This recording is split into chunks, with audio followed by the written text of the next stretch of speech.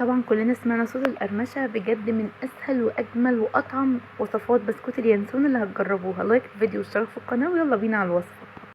الوصفة دي هتكفي اصغر صينية في الطقم المستطيل. تقدروا تضاعفوا المقادير لو عايزينها تكون مرتفعة شوية، بس عايزة اقول لكم ان المقاس اللي انا عملته بيرفكت مظبوط بالشعرة. يلا بينا نشوف عملنا المقدار بتاعنا ده ازاي. اول حاجه هنعمل بالكوبايه المعياريه او الكوبايه العاديه، بس الفكره كلها ان هي نفس الكوبايه اللي انا هعمل بيها كل المقدار. تقدري تعملي بالكوبايه بتاعه البيت عادي جدا، مفيش فيها اي مشكله. دي المكونات الجافه معايا. الاول كوبايه ونص من الدقيق، والكوبايه تكون مليانه لاخرها، مش عايزاها تبقى هرميه، انا عايزاها بس تبقى مليانه لاخرها. وعليها معلقتين كبار من اليانسون، ويفضل ان انت تطحنيهم سواء كان في مطحنه او تطحنيهم بالهون او اي شكل من الاشكال اللي انت حباه. وعليهم معلقه كبيره من البيكنج باودر او نص باكت بيكنج باودر. تمام، دي كده المواد الجافه، وكمان رشه ملح هنحطها في الاخر. معايا نص كوبايه من السكر، نص كوبايه من الزيت، 2 بيضه. هضربهم كويس قوي في الخلاط بالمضرب اليدوي باي شكل من الاشكال انت تفضليه، مفيش اي مشكله، ولكن هفضل اضرب فيهم كويس جدا لحد لما السكر بتاعي يدوب تماما. طبعا البيض هنضيف معاه الفانيليا. بعد كده ببدأ ان انا احط المكونات السائلة على المكونات الجافة، وبكده تكون خلصتي الوصفة بتاعتنا. هي دي وصفة بسكوت اليانسون اللي طعمها خطير، الدايبة المقرمشة اللي بجد بجد مش هتبطلي تعمليها. وبس كده، شايفين قوام العجينه هيفرق جدا جدا في نجاح الوصفه. انا عايزاها عجينه تقيله كده زي ما احنا شايفين، هنفردها بايدينا.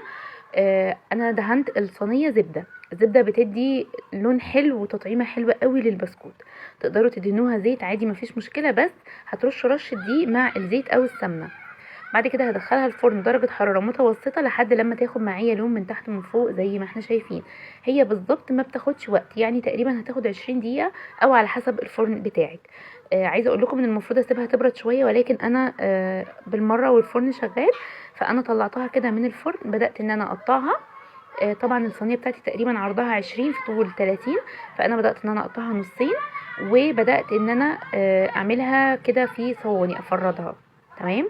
طبعا شايفين الارتفاع بتاعها ده مظبوط 100%، ده طبعا حجم البسكوتة الطبيعي، ولكن لو انتوا عايزينها مرتفعة اكتر تقدروا تحطوها في صينية اصغر او تضاعفوا الكمية، بس انا برشح ان انتوا تعملوها بنفس الطريقة. تقدري تضاعفي الكمية وتعمليها في صاج 40 في 30 في 40. تمام. وهتبقى برضو بنفس الحجم البسكوتة اللي احنا عاملينها دلوقتي، بس طبعا هترمي معاكي كمية يمكن ضعف. تمام. زي ما انتم شايفين البسكوت طالع متحمر ومقرمش، طعمه خطير. لما بتطلعيه كده من الفرن بعد ما تديله التحميره، خلي بالك ان احنا لما بنخرجها من الفرن ونيجي نرصه وندخله تاني الفرن، بنهدي الفرن على اهدى درجه حراره.